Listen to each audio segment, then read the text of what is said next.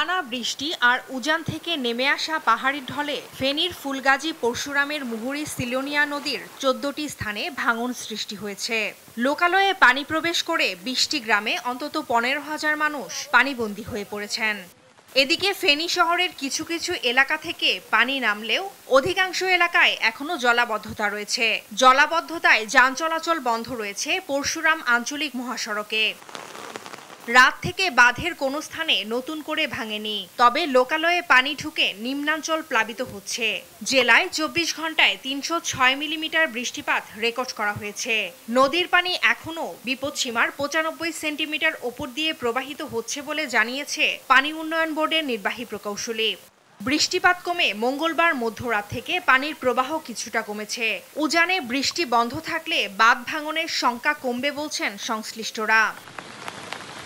Farzana Afroz Tumpa, news desk, দেশ TV.